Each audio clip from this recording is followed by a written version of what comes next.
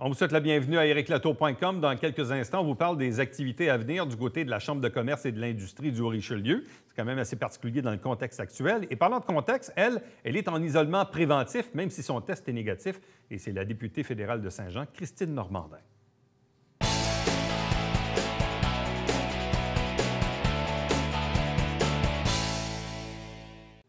Parlons maintenant avec la députée fédérale du comté de Saint-Jean et on la rejoint chez elle parce qu'elle est en isolement préventif. Il s'agit bien sûr de Christine Normandin. Bonjour, bienvenue.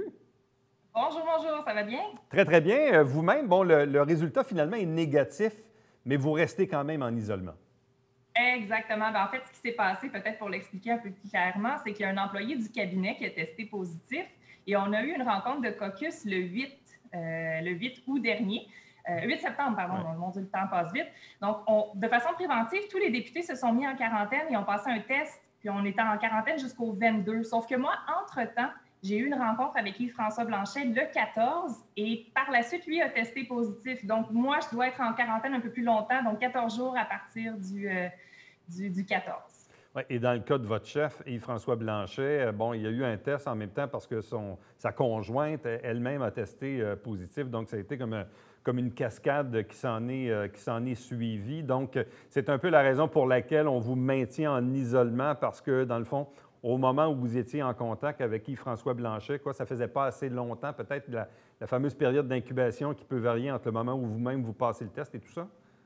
Exactement. En fait, on a su par la suite qu'au moment où j'ai rencontré Yves-François le 14, il était déjà contagieux. Donc, même si on a un test négatif, les recommandations de la santé publique sont à l'effet qu'on doit demeurer en quarantaine parce que c'est un contact qui était plus que 15 minutes. C'était une rencontre de travail sur la rivière Richelieu qui a duré une bonne heure et quart et demie. On était, même si on respectait les règles de distanciation, on était quand même dans la même pièce. Donc, à ce moment-là, on n'a pas pris de chance. On respecte les règles de la santé publique. Dites-moi, mis à part le chef, sa conjointe et l'employé en question, est-ce qu'il y a eu d'autres personnes dans l'entourage du Bloc québécois qui ont eu des résultats positifs ou si ça se limite à ces 3 personnes-là? À ma connaissance, non. Il y a seulement justement l'employé du cabinet, le chef et sa conjointe qui ont testé positif. On avait attendu tous les députés d'avoir les résultats de nos tests avant de les annoncer. La question qu'on n'inonde pas les journalistes avec une tonne de communiqués, puis tout le monde est ressorti négatif. Même d'autres gens très proches au cabinet, on peut penser au chef de cabinet ou à la responsable des communications, tout le monde est sorti négatif. Bon, en même temps, on a aussi appris que le chef du Parti conservateur, Erin O'Toole, a lui-même testé positif. Bon, il a été en contact avec le premier ministre Legault qui lui-même a testé négatif et s'est mis en isolement. Bref, mais quand on regarde toute cette situation-là, on constate que la COVID peut toucher de près ou de loin toute la sphère politique où, malgré la distanciation, malgré les règles sanitaires, malgré le port du masque, il en reste que nos politiciens sont quand même appelés à être en contact avec un nombre important de personnes, malgré tout, dans le fond. C'est que tout le monde est un peu sur le qui-vive dans tout ça. Effectivement, puis Andy et moi, on se disait pas mal tous, c'est juste une question de temps avant qu'il y ait quelqu'un qui teste positif quelque part sur la colline parlementaire. C'est pour ça que dès le début de l'été, on a commencé à travailler sur un éventuel vote électronique à distance pour les députés. Donc, on était en mode préparation parce qu'on ne savait pas qu'est-ce que l'automne allait nous réserver comme surprise, mais on se doutait que ça allait arriver à un moment donné, que ce soit un peu plus tôt ou un peu plus tard. C'était vraiment juste une question de temps. Puis on le voit aussi, là, ça semble de plus en plus devenir des sources de contamination communautaire, alors qu'au printemps, c'était plus des éclosions un peu plus restreintes, par exemple, dans les CHSLD. Là, c'est vraiment plus dans la population en général qu'on voit des cas de contamination. Donc, on n'y a pas échappé. Donc, juste pour terminer sur ce point, donc votre isolement préventif se termine quand? Le 28. J'ai une semaine de fête, il me reste une semaine encore. Bon. C'est pas trop pénible? C'est sûr que c'est un peu contre-intuitif pour un politicien de ne pas être avec le monde quand il se passe une crise. Le temps est un peu plus long, mais en même temps, on a quand même aussi des bonnes ressources électroniques pour réussir à faire le travail. Là, les gens qui pensent qu'on est en vacances, c'est vraiment pas le cas, mais je ne vous cacherai pas que le contact humain nous manque. Je vais rater la rentrée parlementaire aussi ce mercredi. J'aurais aimé ça être sur la colline. Il y a quand même une fébrilité sur la colline. Il y a des discussions de corridors qu'on ne voit pas nécessairement et qu'on n'a pas par courriel. Ça me manque un peu, mais autrement, le moral est bon. Bon, dites-moi, dans les dernières semaines, parce que, bon, la dernière fois qu'on s'était parlé officiellement, c'était quelque part, évidemment, au printemps. Comment s'est déroulé l'été? Quel genre de demandes auxquelles avez-vous été appelé à travailler en tant que député pour aider les citoyens du comté? Beaucoup de demandes un peu particulières sur l'assurance emploi. C'est un des dossiers qui a recommencé à ressurgir au bureau là, avec la fin des prestations d'urgence qui étaient annoncées. Puis avant que ce soit reconduit, là, les gens étaient inquiets, nous téléphonaient à savoir ce qui allait être admissible pour bénéficier plutôt de l'assurance emploi. Donc, il y avait beaucoup d'incertitudes. C'était de répondre à ces craintes-là des gens. Mais je vous dirais que ce qui a repris le dessus après coup, ça a été vraiment les dossiers d'immigration. Autant on se disait au début de notre mandat que bon, c'est peut-être quelque chose qui nous occuperait un peu, mais pas tant que ça. On a réalisé que ça a été vraiment un enjeu majeur.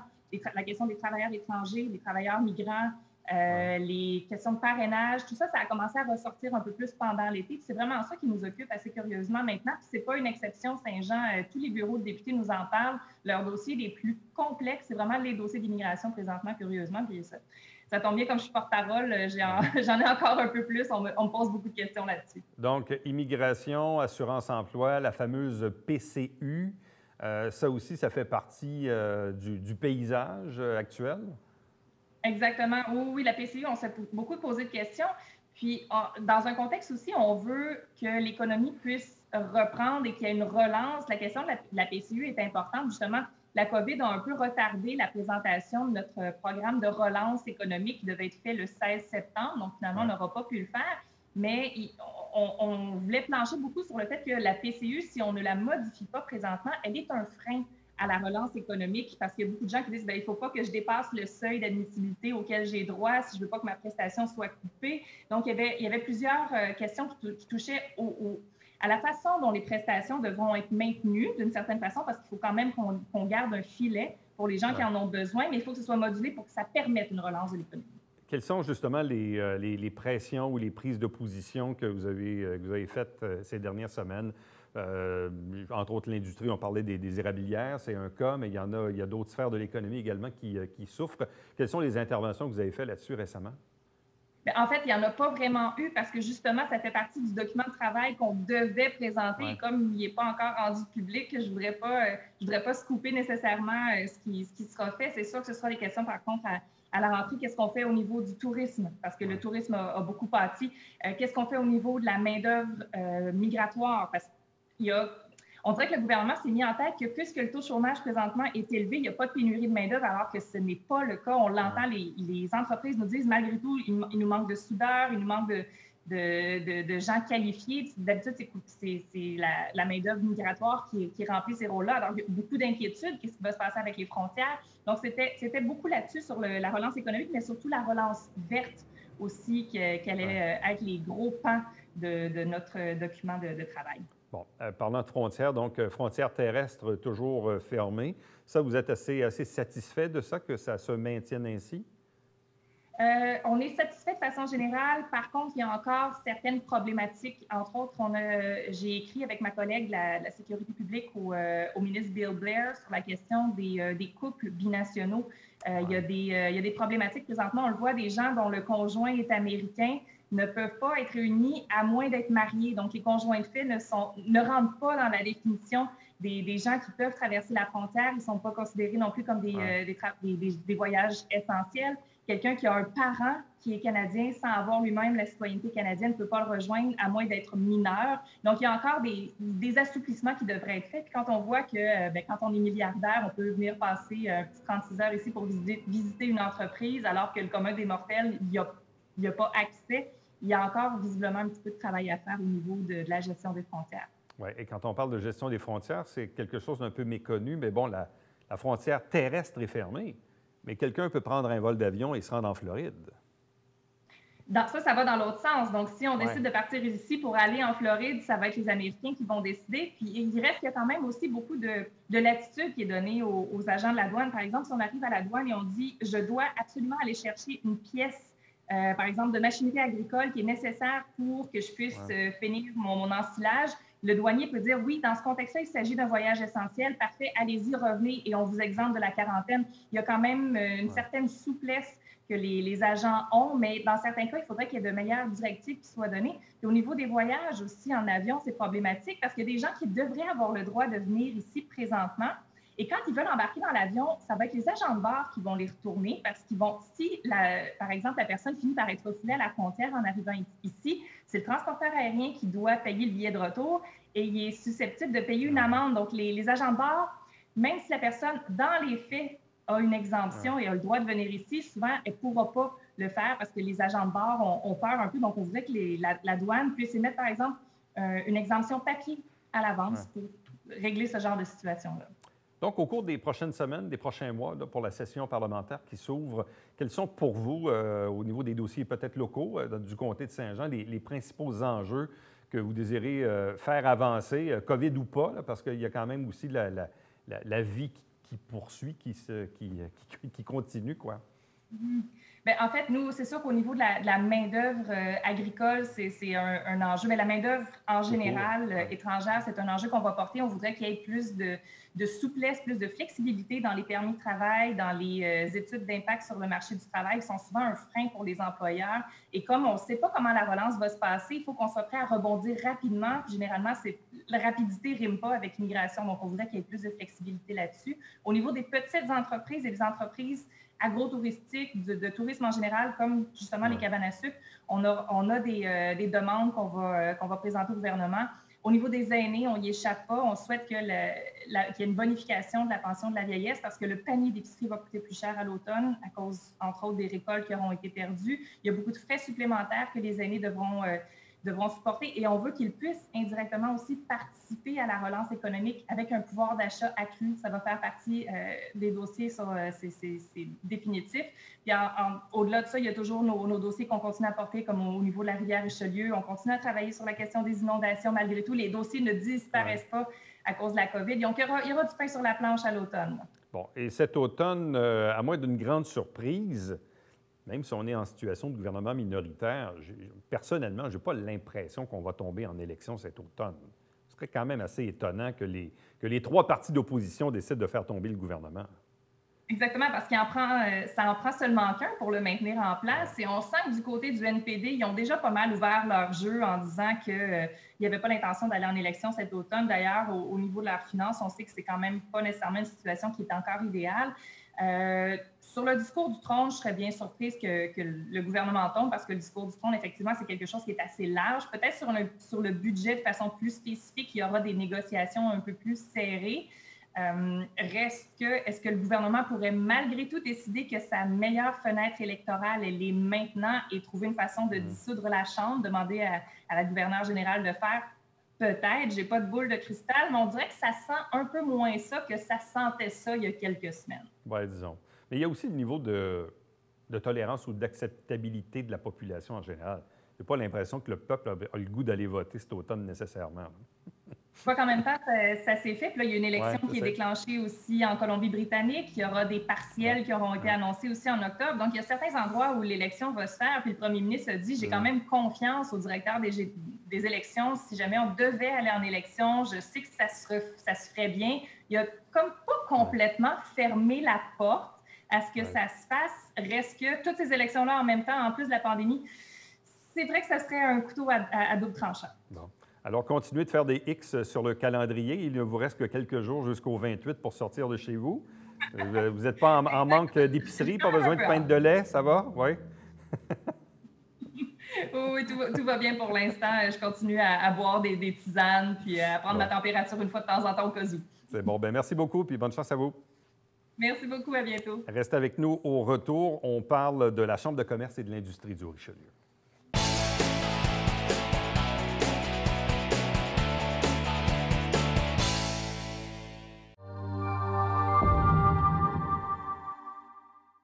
Mesdames et messieurs, bonjour et bienvenue à la Justice entre nous. Mon nom est Serge.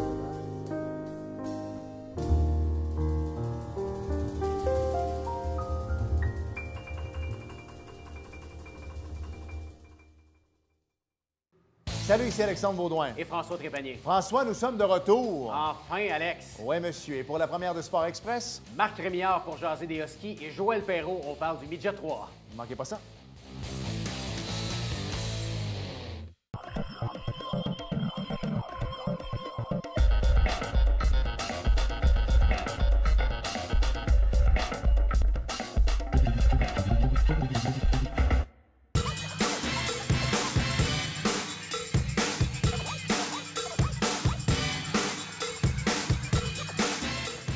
Dimanche, 9h30, Télé Bingo, on vous attend.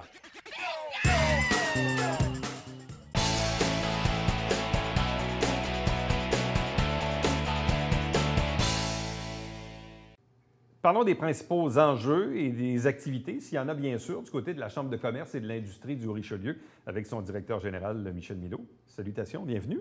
Merci, bonjour.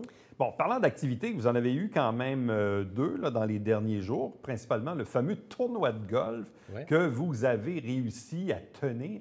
Ça devait être en quelque part une bouffée de fraîcheur, que les gens puissent minimalement se voir un peu. Ouais, on voit que les gens ils ont un besoin de réseauter, ils ont un besoin de contact humain. Là. Le web, c'est le fun, là, c'est pratique sur des choses, mais il reste que l'humain a besoin de partager puis de jaser. Donc, comment ça s'est passé? Combien de joueurs? Et quel était le modus operandi là, pour respecter les règles sanitaires? Bien, on avait droit à 108 joueurs, donc on était complet. Nous avons vendu 17 trous sur une possibilité de 18 des animations. Les départs étaient aux 9 minutes, de 10h à midi. Il y avait au trou 1 et 14. Alors, ceci nous obligeait à avoir une pause de 2 heures entre midi et 14 heures pour laisser passer les joueurs, pour avoir un autre 6-7 départs là, par la suite. On avait une boîte à lunch déjeuner. Donc, on a respecté la distanciation. On l'avait écrit, là, c'est COVID-proof. Alors, on a respecté ça. Il n'y a pas eu de souper. On a remis une carte cadeau de restaurants de la région à tous les joueurs pour compenser pour le repas.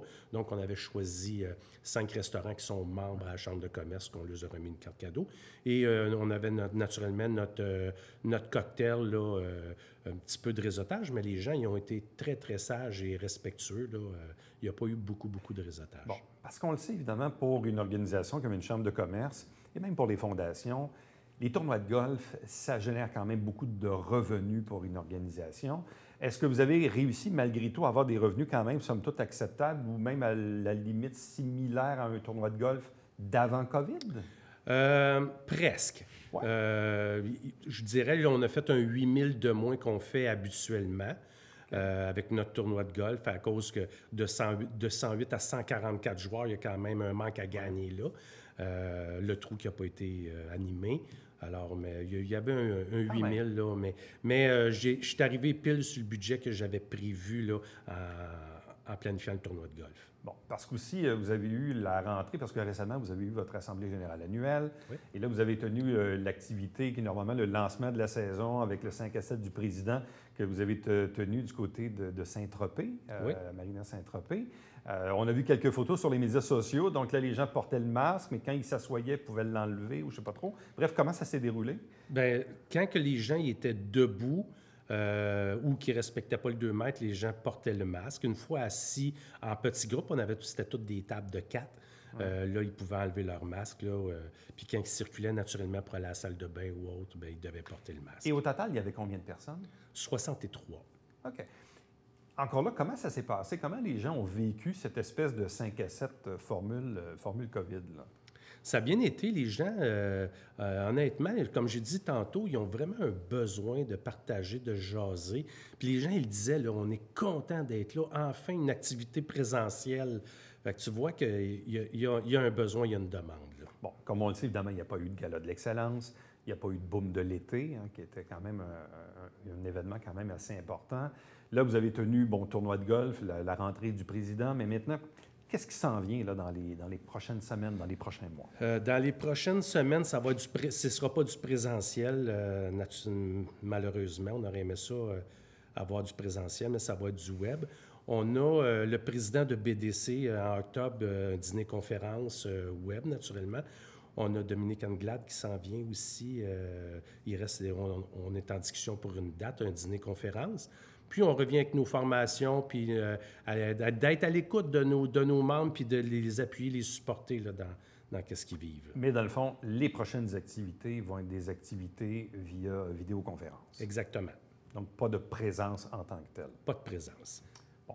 Est-ce qu'on arrive quand même à organiser des événements dans cette formule-là où les gens sont dans un truc là, du genre Zoom pour regarder un conférencier livrer un message? On y arrive, mais disons qu'on a environ la moitié moins de participants que quand c'est présentiel. On veut changer un petit peu notre formule. On veut ouvrir la rencontre Zoom 30 minutes avant avec des salons pour permettre de faire un peu de réseautage et peut-être une autre demi-heure après pour ceux qui veulent rester pour poursuivre leur réseautage aussi avec des salons qui seraient interchangeables pour permettre un petit peu plus de liens. Bon. Et dans tout ce contexte-là, comment tire la Chambre de commerce, comment on arrive à tirer son épingle du jeu à la Chambre de commerce? Parce que ça a quand même un impact sur les revenus là, de ne pas avoir de gala de l'excellence, entre autres. Puis on ne sait toujours pas, finalement, si on va être capable d'en tenir un au printemps prochain. En tout cas, à ce moment-ci, personne n'a de boule de cristal. Donc, comment la Chambre s'en tire actuellement? Mais là, ce qui nous aide là, présentement, c'est le renouvellement de notre membership. On est à moitié chemin là, du nombre. Ouais. L'année passée, on a terminé avec 640 membres. Là, on est à 330 environ. Fait qu'on est presque à moitié chemin du renouvellement. C'est sûr que là, on s'attend à ce que les gens renouvellent. C'est important. Ouais. C'est une grosse rentrée d'argent pour nous. On a la subvention salariale qu'on a eu droit là, pour 2 mois. Les 2 derniers, on n'a pas eu droit, malheureusement. On a eu les dons de la Ville, de la Corporation du Sport Saint-Jean et de la MRC, un don de 10 000. Et puis, la Corpo nous fait un second don de 10 000 là, qui s'en vient. Ouais. Fait que ça, c'est sûr que ça nous donne une petite bouffée d'air frais, là, puis nous permettre de continuer notre mission. Là. Bon, quand on parle de mission, justement, quels sont les principaux enjeux économiques qu'une région comme la nôtre vit en ce moment auprès des membres de la Chambre de commerce? Où on voit que parfois c'est difficile, on ne sait pas trop non plus là où on s'en va dans les prochaines semaines. Est-ce qu'on va devenir orange? Est-ce qu'on va devenir rouge? Est-ce qu'on va reconfiner? Bref, actuellement dans la région ici, c'est quoi les impacts de la COVID? C'est quoi les enjeux pour vos gens d'affaires? Bien, naturellement, c'est les rentrées d'argent. On travaille présentement sur le commandé local avec les acteurs du milieu là, qui nous accompagnent, dont la Ville de développement économique. On a le Centre d'aide aux entreprises qui s'est joint à nous, le Canada des employés du Canada français. On veut mettre de l'avant cette plateforme-là qui est utilisée, mais pas assez à notre goût pour permettre aux gens de pouvoir magasiner puis aux entrepreneurs de pouvoir faire des ventes. S'il y a une deuxième vague, ça va être encore difficile pour les entrepreneurs. Donc, on se dépêche, là, on veut mettre ça encore plus de l'avant. Là. Est-ce qu'il y a des secteurs de l'économie qui sont plus à risque ou qui connaissent, disons, plus de difficultés en ce moment?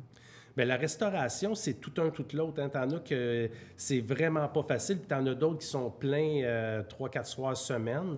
La restauration, c'est très difficile, surtout ceux qui n'ont pas fait de livraison pendant le confinement. Qui ont attendu que ça réouvre. Les bars, c'est d'une tristesse. Là. Ils changent les heures encore. Restaurant, bar, c'est vraiment pas évident. Malheureusement, il faut les supporter dans ça, mais les gens ils ont une crainte aussi de ces endroits-là. Là. Bon, parlant de bars, justement, on le voit ici dans le centre-ville, il y a 3 bars là, qui ont fermé dans les derniers jours. Tequila, Cognac, Route 66. En même temps, les permis ont été revendus à un nouveau propriétaire. Bon, qu'est-ce que lui va décider d'en faire? On ne sait pas trop. C'est sûr que le timing n'est pas super bon, disons, pour ouvrir un bar à ce temps-ci de l'année. Mais en même temps, évidemment, ça a un impact sur le centre-ville en soi, qui va connaître aussi des travaux importants. Quelles sont les appréhensions que vous avez à l'égard de ce qui se passe actuellement dans le Vieux-Saint-Jean et des travaux quand même très importants aux infrastructures qui, veut pas, auront un impact sur les commerçants du centre-ville?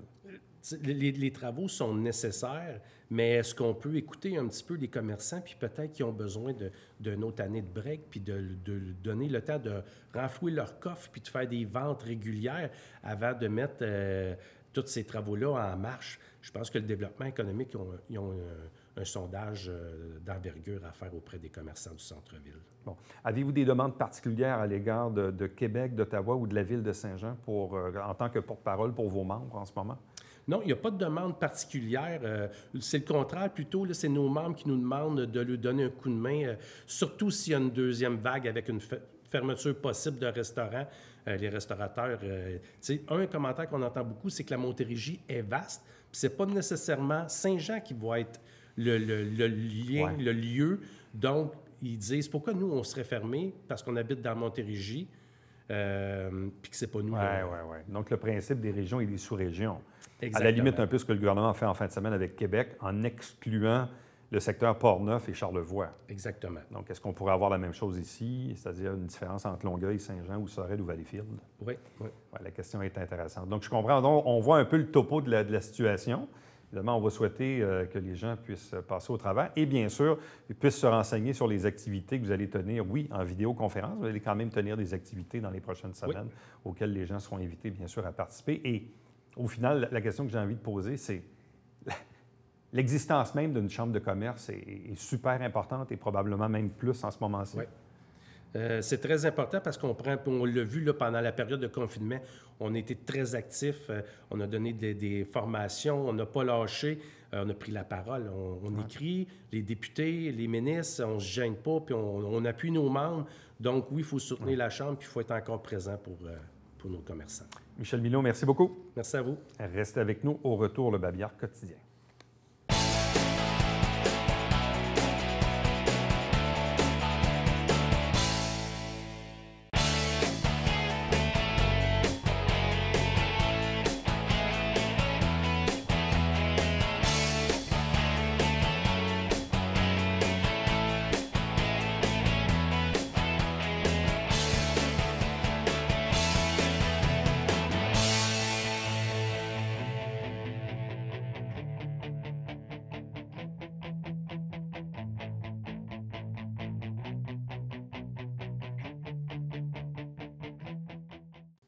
On vous rappelle qu'à Saint-Jean-sur-Richelieu, il y a une obligation maintenant, c'est un nouveau règlement, que vos animaux de compagnie, là, les chiens et les chats, aient des licences. Donc, vous devez aller sur le site de proanima.ca, qui est la compagnie qui fait affaire avec la ville de Saint-Jean-sur-Richelieu. N'oubliez pas le télébingo, il y a toujours 4 000 $ en jeu à chaque dimanche matin à 9h30 en direct et on peut acheter des cartes un peu partout sur le territoire. À demain. Bye-bye.